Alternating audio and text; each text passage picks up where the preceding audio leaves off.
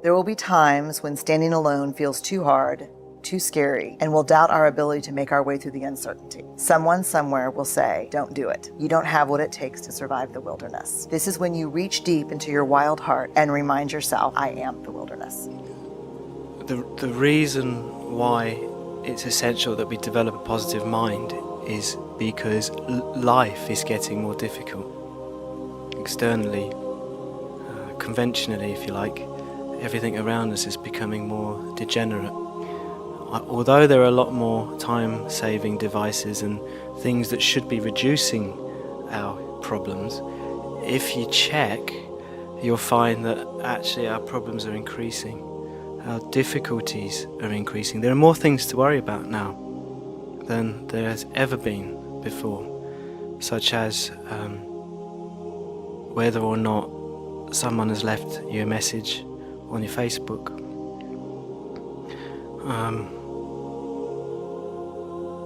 These sort of problems didn't exist before. You know, for example, what we've seen recently introduced, well, in Australia, maybe they've been around for a long time, but certainly recently in Australia, are these Android phones. You heard of these Android phones and iPhones?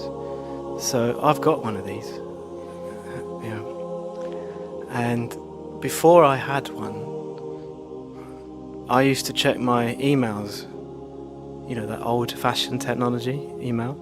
And it is old-fashioned technology. You know, even my own family, my sisters, they say, well, we don't use email anymore, come on.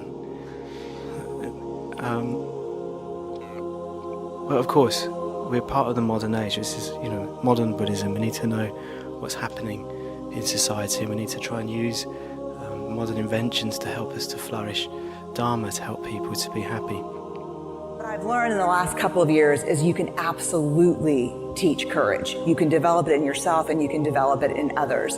And it basically boils down to 4 skill sets: vulnerability, clarity of values, trust, and what I call rising skills, the ability to get back up when we fall, when we experience setbacks and failures.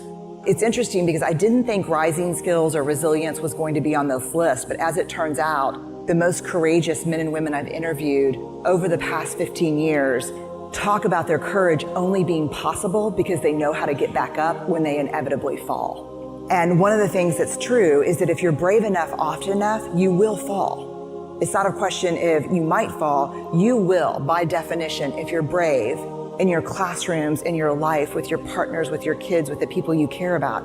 If you're brave, you're gonna get hurt.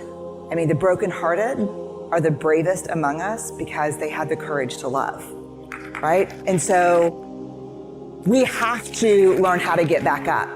Let's start with vulnerability, and let's start with the willingness to be vulnerable, the willingness to really show up and let people in. How many of you were raised to believe that vulnerability is weakness? Most of us. Here's what I can tell you, and I'll challenge you. Yell up if you can think of something. I cannot find in 200,000 pieces of data a single example of courage that was not completely defined by vulnerability. Let me challenge you. Can you think of one courageous thing that you have seen someone do in your life that did not require vulnerability, that did not require uncertainty, risk, and emotional exposure? One thing. I find zero evidence. And let me tell you, I've stood in front of a group like this of special force military people. They can't think of a single example of courage that did not require absolute vulnerability. But we hate vulnerability because it opens us up to being hurt. And we think, I don't want to be vulnerable because vulnerability is the center of shame and scarcity and fear and anxiety and grief and disappointment. So I am going to armor up and self-protect. I'm not going to let people hurt me, see me, take advantage of me. The problem is that when we armor up like that, not only is vulnerability certainly the center of these experiences, it's also the center of these: love and belonging and joy. No vulnerability, no love, no belonging, no joy.